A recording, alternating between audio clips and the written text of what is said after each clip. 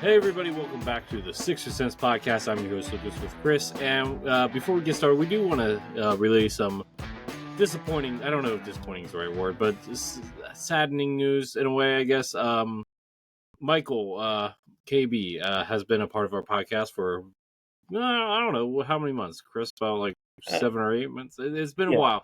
But Michael has gotten a new job opportunity and has moved on from the pod. We certainly thank Michael for all the time and energy that he spent on this pod. We appreciate him and will miss him for sure.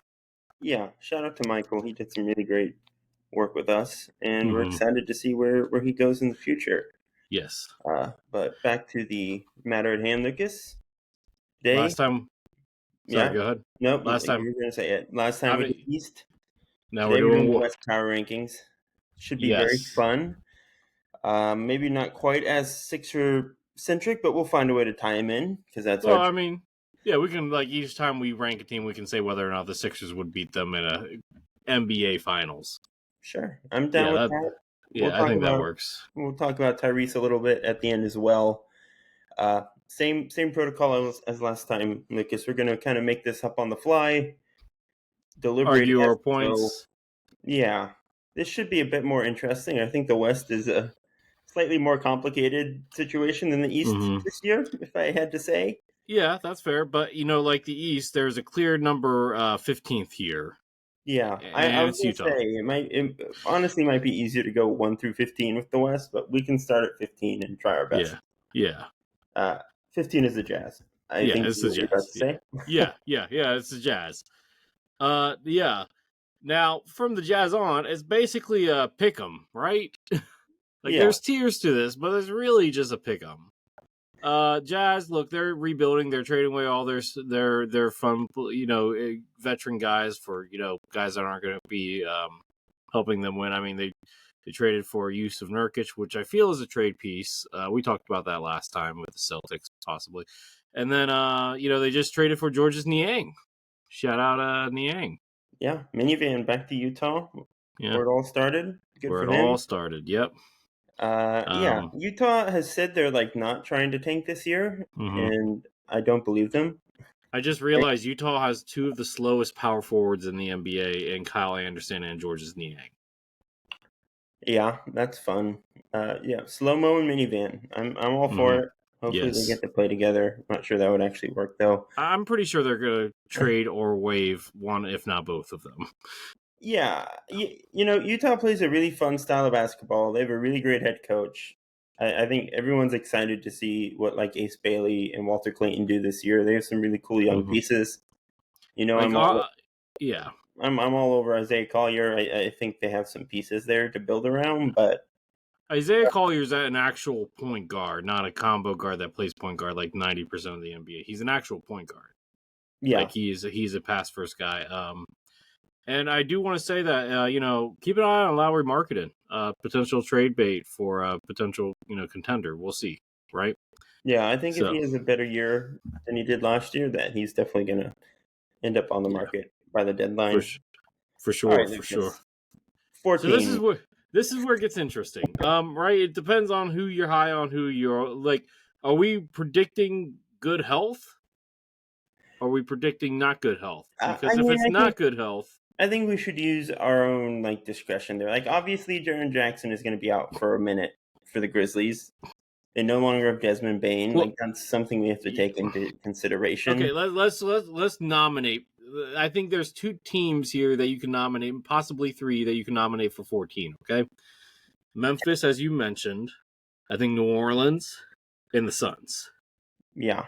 I think those are the 3 that you can nominate there. So can a team with Devin Booker, who's a natural 2, playing point guard with Jalen Green and a whole bunch of defenders that can't really shoot all that well, or people that can't defend and shoot okay, is that gonna trump a potentially healthy Zion season, in New Orleans? Because if he's healthy, that could be interesting, right?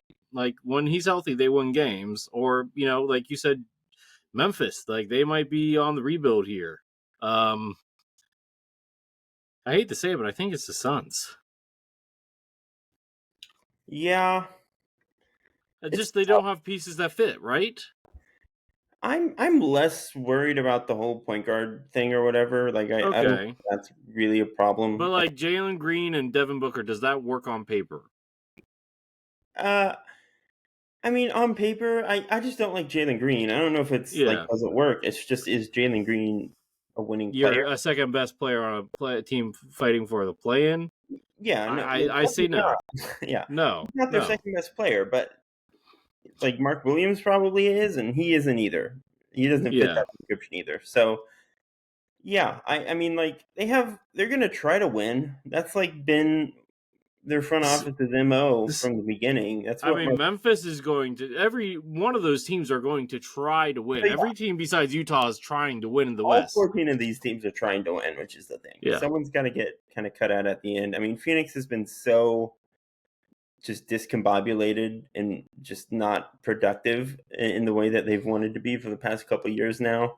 I think Matt Ishbia is arguably the worst owner in the league. I'm gonna count that against them. I'm gonna say Phoenix is 14th. As a person that covers Phoenix and loves Phoenix, they're 14th. Yeah, I think like Mally Watch is going to take a while. They don't He's have a a ton of project. Yeah. weapons other than Booker and Green. And Green again, I'm skeptical of. So Yeah. yeah, I think Phoenix is going to have a lot of challenges this year to keep up with Mm, teams. So let's put the Suns yeah. at 14. I'm cool with Yeah. that. 13 is now Pels and Memphis. Yeah. Do you have a strong take here? No, honestly, I think they're even. I think they're even. Health is an issue for both. They have Yeah. interesting pieces. Actually, you know what? I'm gonna put the Pels there at 13th because they're missing DeJounte Murray for the first half of the season, on top of Zion's health issues. And I don't suspect Jeremiah Fears is going to hit the ground running. I think he's going to take a year or two to develop. And Derek Queen's also injured. Forgot about that. Yeah. I think that's fair. I definitely think Memphis has better depth. Mm-hmm. The coaching situation is a bit of a wash at this point. Memphis is going to have a guy who it's going to basically be his first full year as a coach. I like Willie Green, but he can only do so much with the roster he's been dealt. And he's on the hot seat because they already got a new GM too. So yeah, I really don't trust Jordan Poole to win you a lot of games at this point. I think he's a pretty substantial downgrade from CJ. Fears and Queen are both going to need some time to really become proper winning players. Fears especially, he's still super young. Young point guards have a pretty steep learning curve. So yeah, I mean Trey Murphy and Zion and Herb are all really good, and if they are healthy and it all comes together finally, then New Orleans could way outperform this. But but for now, I mean the health has always based on everything we've seen so far, I think New Orleans at 13 and Memphis at 12. 12 is pretty reasonable. All right. You're still hoping that Jaw is healthy this year. Yeah, I mean he wasn't playing like himself last year either, so like no, but that's another factor. Yeah, but even then, he's still pretty substantially better than most guys on the Pelicans roster. Mm-hmm. Zion is great, but he's only been playing 30 games a year for the past couple of years. So yeah. And I think number 11 kind of speaks for itself too, because I feel like they're kind of like in their own tier of Sacramento. That's yeah. Or do you want them make a case for them being lower than the two teams that we just talked about? I know they don't have like a quote unquote point guard unless you count Dennis Schroeder, but they do have more talent on that team than any other team here. And they're relatively healthy too. Yeah, I think you're right. I think Sacramento at 11 is probably the right spot. I mean, I like a lot of their pieces. Keon Ellis is really good. I think Nick Clifford is going to be like a first team all rookie candidate. I mean, look, I think it's just I think they need to make one move to unclog that wing rotation so that they can get a point guard. Well, they are like the most prominent team right now in all the Jonathan Kuminga rumors. That doesn't help. That makes it worse. That's what I'm saying. That would be a stupid move. It would be a very Sacramento move and a very bad move. Yeah, no, Sacramento don't do that. Like Phoenix would make more sense, and Phoenix is the other team, by the way. Phoenix would make much more sense for Jonathan Kuminga but Phoenix doesn't have anything interesting to offer. That's the downside, right? Yeah. So, like, I honestly think Miami should be the team that should be going after Jonathan Kuminga. But, that's I'm not sure any team should really be trying to pay him, but I would agree that Miami and Phoenix make a lot more sense than Sacramento. Yeah. So, Sacramento at 11 seems about right? Yeah. Malik Monk, it seems like they're trying to get rid of him, which I don't fully understand because he's they're trying to get a point guard, I think. I think they're trying to get a point guard. They got Schroeder. I mean, Schroeder was starting games last year. I mean, you could always sign Russell Westbrook and let chaos reign. But with all the mid-range and non-3-point shooting, just saying. Monk. It seems like Russ is on their list, too, if they don't get Simmons. Ben Simmons is another guy who's been connected to Sacramento. So I've been hearing stronger things about him in New York or Boston. Yeah, but he's on their list, too. It could be chaos. I'm all for it, right? Of course, then again, Sacramento would be the one team where he would have zero pressure to perform. And maybe he could finally start making a comeback. Who knows? Yeah. Probably not. But anyway, it's such a bad roster for him. It's Sabonis and DeRozan. That's not a Ben Simmons team. No, it's not. It's not. I mean, Zach LaVine and Keegan Murray is, but Yeah, but I mean, they run the offense through Sabonis. He's their best player, and they just occupy the same areas on the floor. Yeah, that's fair. Yeah. I don't know. I mean, do you really need a quote-unquote point guard if you have Sabonis averaging 6 or 7 assists a game? I don't think so. I mean, their roster sort of makes sense if you it's not a terrible roster. They have talent, like you said. It doesn't fit horribly. I think a lot has been made of pairing DeRozan and LaVine again after that Chicago stint, which is fair. But at the same time, when you surround those two with defenders, I mean, I know it was a small sample size, and Lonzo Ball was the glue that kept that thing together. But yeah, I mean, they could win some games this year. I don't think the Kings are going to be downright terrible by any stretch. I mean, look, the Kings could also outperform this, but I just who's their new head coach? I don't even know who's the new guy in town. I don't even know. Do you? It's still Doug Christie, I believe. Oh, Doug Christie. Yeah. Okay. All right. Well, 10 through 7. Okay, this is where it gets spicy. You ready for this? Yeah. All right. I think Dallas ends in the same spot. And it's not because I think they're bad, but Kyrie Irving's going to miss half the season. I think they're 10th. Because do we honestly believe D'Angelo Russell can really do anything at this point in his career? He's staying around because of namesake, not because of skill, right? Yeah, I think that's fair. I think Cooper's going to go through some growing pains, playing point forward, point guard, whatever. You got to figure out the rotation. Can Anthony Davis play with the traditional center at this point? Can he space the floor well enough to play with a traditional center at this point in his career? I don't think so. And that brings up more questions, right? Here's the thing: is Dallas should be a really good defensive team. Yeah. Anthony Davis is still a top 15-ish guy at worst. Yeah. He's still an amazing two-way force. No, I'm just saying his play style does not allow he can't shoot threes anymore. Which is the biggest problem, right? Can't is a strong word. Isn't good at it, rephrase. Yeah, he's not good at shooting threes anymore. Not a positive spacer. I agree that the spacing concerns are real, especially with Kyrie out. Mm-hmm. But it really depends on how good you think Cooper Flag is going to be out of the gate. If you think he's going to average 20, 25 a game and win Rookie of the Year going away, which he probably will, but if you think it's going to be an immediate, he's here and he's one of our next great players, then I think you can kind of buy some stock in Dallas, keeping things afloat for a couple months without Kyrie. But if you think Cooper's going to need a couple months to ramp up, then things get a bit more complicated. I will say, I think Portland still has a lot. I think Portland's going to be higher.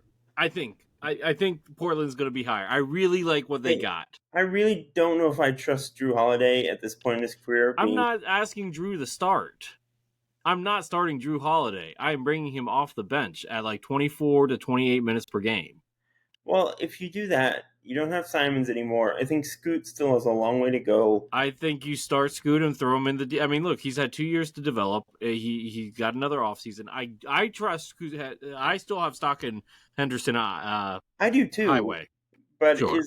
do we have enough stock to put them over like Anthony Davis and Cooper Flag, who might just straight up be better than anyone on the Blazers roster next year? That's fair. But it also depends. Like, I saw that Denny Advia's the runaway winner. With lottery odds. For most improved. And look, Yeah. I don't think that last stretch of the season was a fluke. I don't. No. Portland is gonna, if things go well, they're gonna be a really good defensive team. Yeah, that's a mark in their favor. They're young and relatively deep at a few positions, which helps in today's league. mm-hmm. I just don't know if they have like that kind of star power in a West that is really full of star power. So I don't know. I just don't know if they're quite as ready. So the question is, do you want a full healthy season of Portland or a half healthy season of Dallas? Because let's be real, Anthony Davis is going to miss games too. Yeah. So I'm gonna say Dallas 10th and Portland 9th. I don't know. It's so tough. It's like if Davis can hold out at least until Kyrie gets back before he has to miss a few weeks, then I think. Well, okay, but like if Cooper Flag's as good as you think he is, then PJ Washington filling in for a few weeks here and there for Anthony Davis shouldn't make that big of a difference, right? No, yeah. I'm like a little. It's a little risky to say like this rookie's going to lead us to the playoffs in year one. Well, that's the other thing. So like, that's the other thing. Like you're relying on. That's what another reason why I have Dallas lower is because you're relying on a rookie. The Portland Trailblazers are not relying on a rookie. Well, they're relying on some pretty young guys but not rookies. Guys that have seen some things. Okay. Also, just want to note, every team that did not make it into the play-in, Sixers beat them in a 7-game series. Correct? We have no. Yeah, if they're healthy. Yeah. So is Dallas 10th and Portland 9th? I will concede Dallas 10, Blazers 9. Okay, I don't feel good about it. Is Philly beating Dallas, a healthy Dallas and a healthy Philly? Who's winning it completely healthy? Who's winning a 7-game series? That's a tough one. That is a tough one because they actually have the bodies to throw out Joel. Yeah, fully healthy, I think the Sixers do it. If Joel is Joel, then Sixers. It's just is Joel ever going to be Joel again? Who knows? But who knows? Yeah, that's another podcast, right? So Dallas could be like the 10 seed with a chance to do damage. We say that like every year about one of the lower seeds. But Dallas actually does have a chance. This West is going to be kind of a different beast. Yeah. So, yeah. Portland, I think the Sixers have a much better chance of beating Portland. I would agree, which is where they should be lower. But we're talking regular season. Who's going to hold up better record-wise, okay? That's fair. 8th. I think this is where San Antonio comes in, right?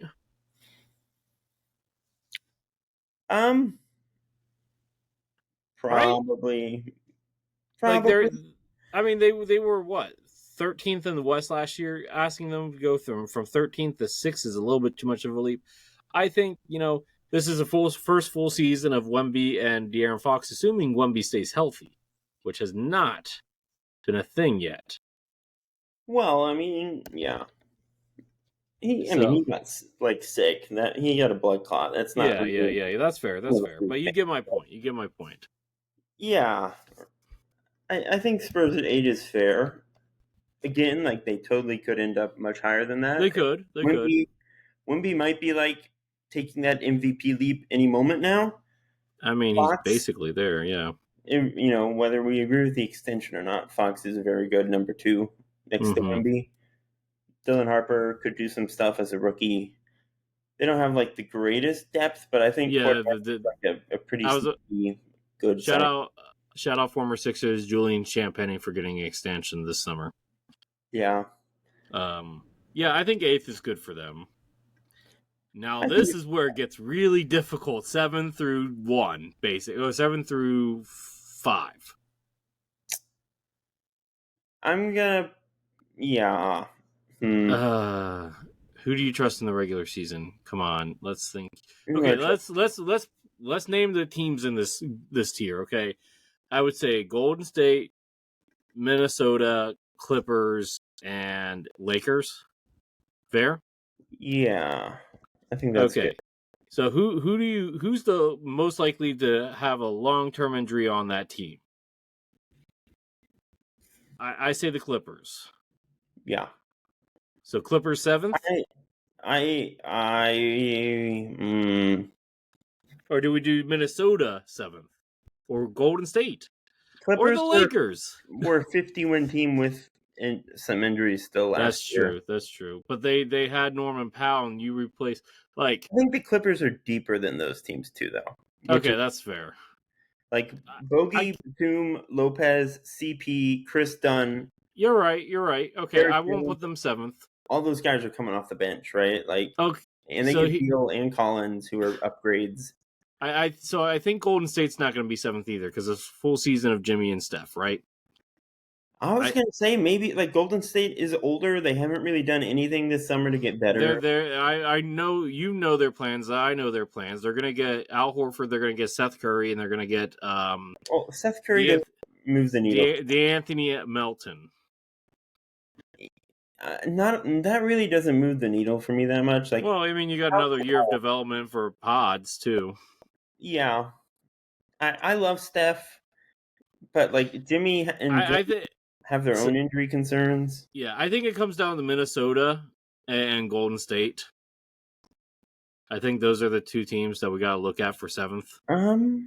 Because unless Rob Dillingham becomes starting point guard, I think offensively, and I like Mike Conley because he can set the floor, but like Mike Conley should not be starting at this point. He should not be starting worse than Drew Holiday. Like Rob Dillingham. They need Rob Dillingham to take the next step. I would say that's fair. Obviously, Minnesota, they lost a pretty key piece with Alexander Walker. Yeah, but I do like Shannon Terrence for is it Shannon Terrence or Shannon? Shannon, yeah. I do like him to replace Nickeil Alexander-Walker. I saw some things that I think it can translate to next season. So I guess the thing is, I think Golden State at 7 at all. I think they're higher. So you think Golden State or the Lakers? I think that's the conversation. Okay, so let's have the conversation. I think Luka is still Luka, so I'm gonna lean Golden State here. I think that would be my. I can concede that. That's fine. Okay. Lakers are tough because they have like 3 good players, and one is 40-something LeBron who gets hurt. And we don't know what he's gonna want to do. Like we talked about last, he could end up in Miami. He could end up anywhere really, if he wants to. That defense still concerns me a great deal. I mean, not worse. Yeah. I mean, you upgraded at the center position. You did. Yeah, I don't know. Jake LaRavia is not a bad defender. I don't think he's, he's obviously not what's his name's level, but Dorian Finney-Smith. Yeah, but he is not a bad defender. Honestly, like hot take, I would look into flipping Austin Reeves for a more versatile, like a two-way player, if I could. I don't even think that's too hot of a take. I think that's like pretty reasonable. Yeah, I don't know who you would go for, but like maybe turn it into like a power forward or like a lob threat or something. I don't know. Yeah, I'm sure some option will like kind of come to the surface over the course of the season. Guys will become available to the deadline. Okay, so like, has a Luka team ever been in the play-in? Like a Luka-led team? I don't think so, right? No, but they didn't make the playoffs one year, but like, but Steph Curry has been in the play-in several times, so I think the Warriors at 7th is fair. Yeah, no. Of course, then again, this could all change if they sign and trade Jonathan Kuminga. That's true. That's like a factor, but right now the reporting is that they don't want to do that. So, there's really nothing. The market's kind of frozen right now, and I don't think it's going to be unfrozen until Giannis asks for a trade. Yeah, if he does. So if he does, yeah. So I think Golden State is the lock at 7. I'm comfortable with the Lakers at 6. I am too. That's fine. Okay. So then who's fifth and fourth? Clippers or Minnesota? Who's going to have the better regular season? That's what we're asking, right? A team full of veterans or, a team led by Anthony Edwards? I think the Clippers stay at fifth, and I think the Timberwolves go to fourth. I agree. That's what I was going to say. I think the Yeah. Wolves are 4. That defense is still going to be really good as long as Rudy holds up. They kept Nas on like a ridiculous contract, but they kept Nas. They still have some depth. If Dillingham takes a step, if Shannon takes a step, I think that's a pretty good team all around. They still have DiVincenzo off the bench. Like, I think the point guard question is interesting because Conley is getting up there, and can he be good still? Is a real like potential pitfall, but. What veteran point guards are still available? Hang on, I want to check because, I don't know if they have any space or outside of the veterans minimum. But hang on, I don't think there's anyone available that's better than Mike Conley. Well, I mean, I still want to check. Just let me indulge me for a second here, because by the way, Precious Achiuwa is still a free agent. Just stating that. That's crazy. Yeah, I thought he was a good. I thought he should be in a. Anyway, he should be get rid of Drummond at some point. All right, let's see here. Who's still a free agent at the Malcolm Brogdon? Oh, well, there you go. That might be interesting. Let's see. Former Sixer Alec Burks, even though they're basically the same age. I don't know about that. Let's see here. They could go Seth Curry, but yet again, not really a point guard. Dante Exum will be resigning. Markelle Fultz? No, that doesn't really work with their team, does it? I mean, I don't know. That's a tough one, right? I wish I could say that Markelle works still. I'm just not sure he does. Nobody wants Bones Highland. No. Let's see here. Corey Joseph really washed out bad with the Magic last year. Nobody really wants him. Matt McClung, former Sixer. Okay. I think we're at the point where these guys aren't NBA players anymore. Pat Mills, Shake Milton, Mitchich. He got waived by the Bucks. He's going back to Europe, right? Yeah, he's going back to Europe. Monte Morris. It's been a minute since he was playable. I think Brogdon's the interesting one.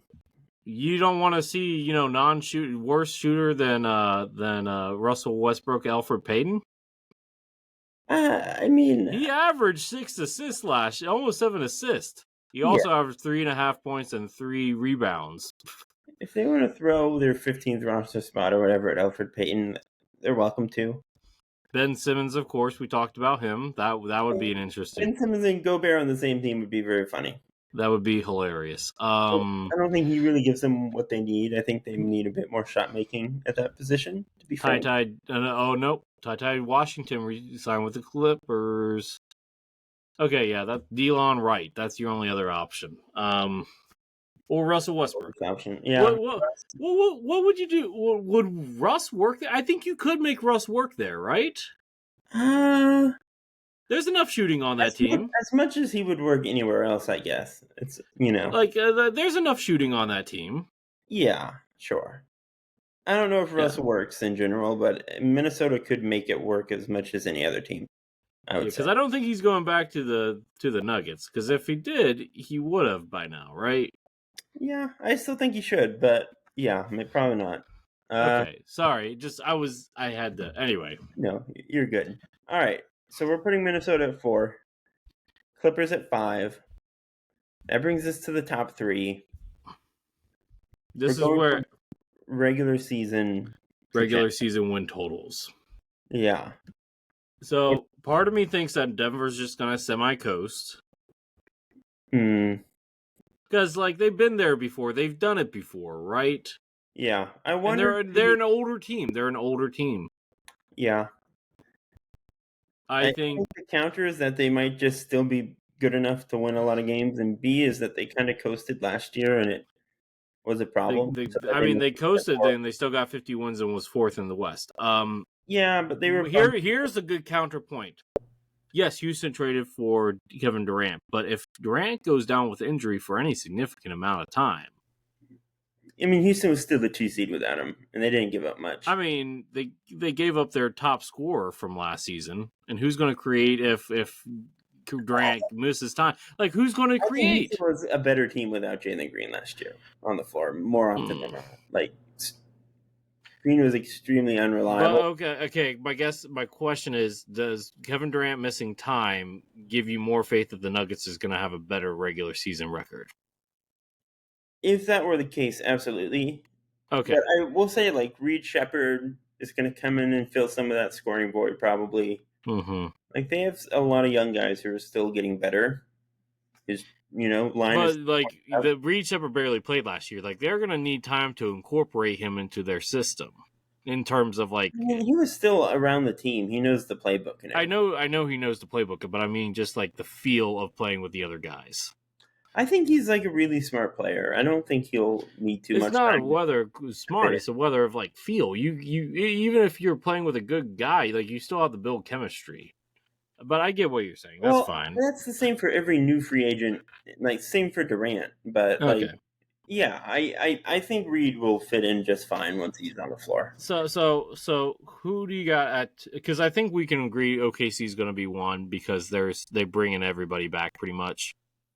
Yeah, like and there's no reason, like, even if they don't win as many games, they're still going to win more than everybody else. Like, I just, like, I don't know. I think. Like, the real question is 2 and 3. Like, who do you think is going to win more regular season games? Like, and with a better supporting cast, does Jokic win another MVP? I think Jokic wins another. I think he gets number 4. I think it's definitely in the cards. I think that if he gets the 2nd seed, I think it's a lock. And I think I say Denver at 2, but I mean, look, I'm not going to argue if you really want to put Houston at 2. I mean, Houston only won 2 more games last year than the Nuggets. Sure, but they also didn't have Kevin Durant. Yeah. Cam Johnson is a big improvement over Michael Porter, obviously. I trust Denver more in the playoffs. That is okay. If we're ranking these of who do we trust in the playoffs, this list would be Dallas would be much higher than 10th. What I was going to say is, like, Houston does have, like, the youth and the depth, which has just become so important. That's true. Guys getting hurt left and right. Even if they lose Durant, I think they have the manpower to stay afloat to a certain extent. If Denver loses Gordon for an extended stretch, he's been hurt a ton. Jamal's been hurt a ton. Like, those guys aren't injury proof. So, like, but they have the depth to replace them now. You got Bruce Brown. You got Jonas Valanciunas. You got some young guys who are actually going to play for once. Do they have young guys who are actually going to play? Like, do we really trust Strother? Do we really trust Jalen Pickett? I don't know. I would trust Peyton Watson. I think I can trust him now. Yeah, he's like a good defender. Bruce Brown is a really cool pickup. If he can, like, kind of tap into that that old Denver magic, that'll be a big deal. But it's not a guarantee. He's hang on. I just pulled up their depth chart here. Aaron Gore. They got Tim Hardaway Jr. That's a playable person. Yeah. I would say, though, yeah. I mean, I think Denver's a good spot, but I don't know how trustworthy Tim is at this point in his career. I think there's some risk there too. Yeah, they get Day'Ron Holmes back, and I don't know. Hunter Tyson's an interesting prospect. I don't know. We'll see, man. We'll see. I'll give you Houston at 2. I'll give you Houston at 2. All right. Do you want to run down the list here real quick, Lucas? Yeah, we'll talk about who the Sixers can beat in the 7-game series. They're beating Utah, right? They're beating the Suns. Let's just Utah 15, Sixers win. 14 is the Phoenix Suns, Sixers win. Yeah. 13 New Orleans Pelicans, Sixers win. Mm-hmm. I think. Healthy Sixers. We're assuming the Sixers are healthy for all these games. Healthy Sixers win. 12 Memphis Grizzlies. Yeah. Sixers win. Yeah. 11, our beloved Sacramento Kings, the kings of content, Sacramento. Sixers win. Yeah. 10, Dallas Mavericks. Sixers probably win. Probably. That's a tough one, though. That's a tough one. Yeah. I mean, it's Look, tough. if Dallas was healthy from the get-go, they'd be a top 6 seed, in my book. I think they pushed the Lakers out of the playoffs. I think I agree. Yeah. I don't know the playoffs. Maybe the secure. I mean the non-playing playoff seeds. Yeah, I think that's fair. Yeah. 9 Portland Trailblazers. The Sixers. Yeah. 8 San Antonio Spurs. Sixers probably win. There's no probably. Like they don't have the supporting cast. If Wemby becomes like a supernova, but like, Joel will just body him. We saw what happened. Joel had a 70-point game against him. And Wemby has not gained that much weight. Wemby has been like with the monks in China all summer. That's great, but Joel can still body him, okay? Yeah, but he can do things that gives Joel... This is not Shaolin Showdown, okay? This is not how that works. Wemby can do things that gives Joel problems too. He can stretch the floor. He can create off the dribble. He's going to put pressure on Joel defensively. Yeah. We're concerned about. And like, okay, I don't know. Even if you bump him off his spot, he's got an 8-foot wingspan. Doesn't always matter. But yes, I think Sixers win in theory. 7 Golden State Warriors. Sixers win. Sixers. They win. Even if they bring in Al Horford. Al Horford is not the Joel stopper he used to be. Horford, Draymond, Jimmy. It's a pretty potent anti-Sixers mix there. But yeah, I think a healthy, perfect world Sixers still win. Now, the Sixers that I actually expect going to win that series? Chris, probably you there? not. 6. Hello. Whoa! You like froze for like 2 seconds. Okay. That's fine. I got some spotty internet, guys, so I apologize. 6 is the Lakers. Sixers win.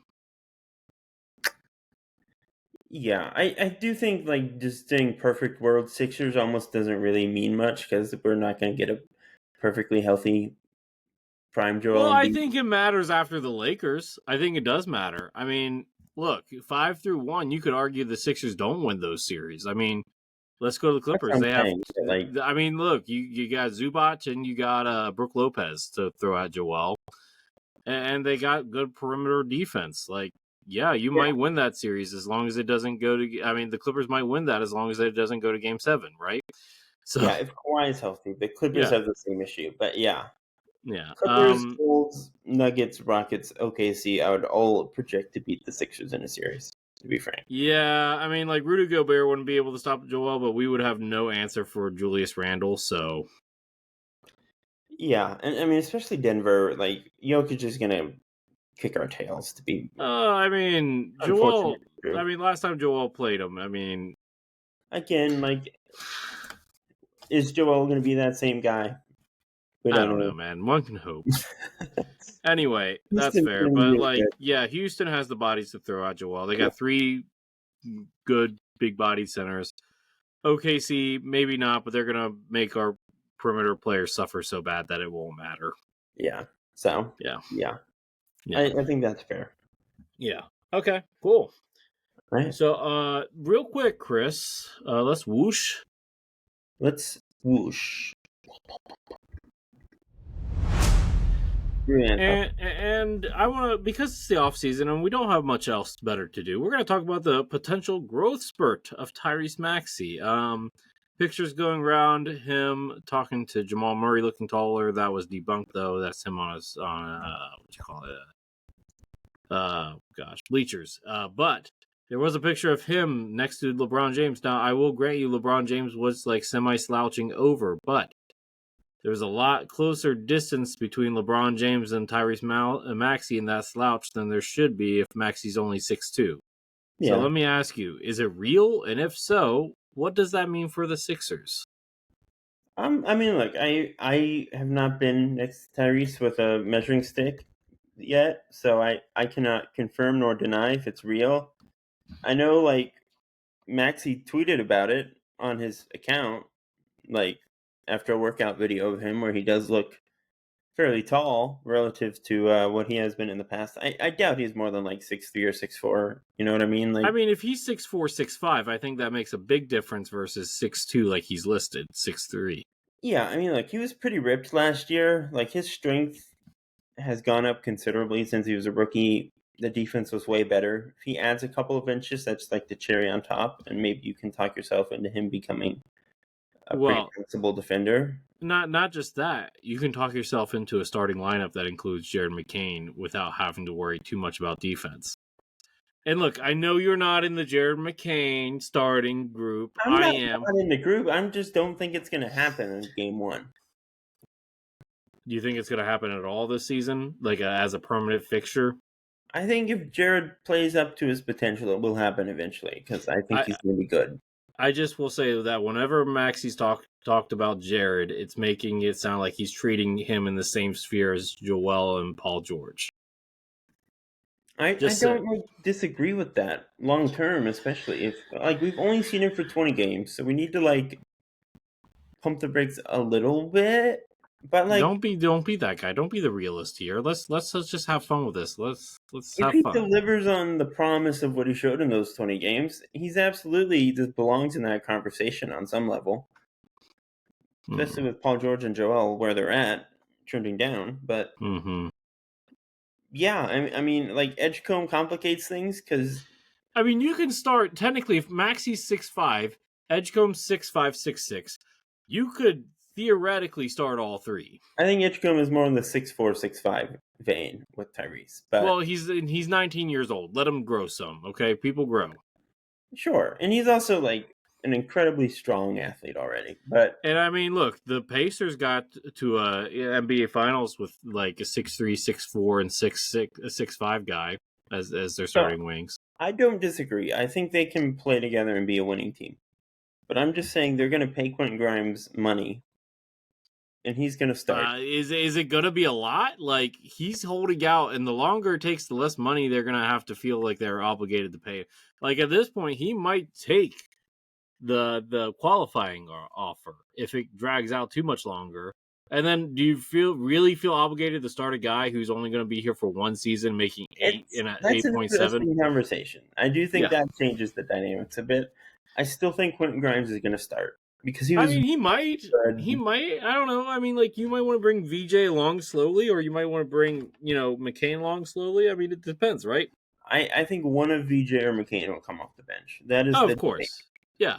But I'm just saying, if he does take the, the qualifying offer, then you might, like, okay, tell me if this is even possible. Like, and I know maybe Kuminga doesn't want to come to Philly, but like, could you do a sign and trade where you just sign and trade Grimes and Kuminga for each other? I don't even want to like imagine that right now, Lucas. I'm trying to keep a positive energy here. Do you not like Jonathan Kuminga at all? He is so far from where Quentin Grimes is. I don't even want to imagine. When he plays, he averages like 22 and 8. It's not about numbers, Lucas. It's not just do you score points. It's how you score points in the construct of the offense. Well, he's in the worst He's in the worst offense. He's in the worst offense. First off, when has Steve Kerr ever developed any talent that's been anything relevant? We can't count Jordan Poole. Like, because he hasn't. Because Steve Kerr can't develop people. That's the problem. Jordan Poole. Because he got kicked. You just said that you don't trust Jordan Poole at all. But he played his best basketball in Golden State and won a championship. Like, I mean, last year was actually pretty good for Jordan Poole. Had a bounce back year last year statistically. I think like Golden State is a good offensive team. That is a great system if you are a system player. Some people don't fit within the system. Kuminga is not good enough to not be a system player. He's not good enough to go somewhere and be the system, to use James Harden's words. That's just. I'm not saying that he's the number one option on a winning team, but a number two option, totally. Not on a winning team. On a 25-win Suns team, maybe. Oh my gosh! You know what? It's too late to have this argument. Kuminga is a bad defender. You know what? He's not coming to Philly anyway. He's not coming to Philly. Those are guys you don't want. He's not coming to Philly anyway. Grimes It's does too the late, best. and I'm too tired to argue with you. He passes, he shoots. I mean, I'm just saying. Oh my gosh, I'm ready. Can we wrap things up? I'm tired. Okay, it's late at night, folks. We appreciate you as always. Please like, subscribe, follow along at the Sixer Sense on Twitter. I'm at Kline NBA. Lucas is at Coach J_20. You can subscribe and watch us on YouTube. We are on Spotify, Apple Podcast, and I believe Google Play. And until next time, go Sixers. Deuces.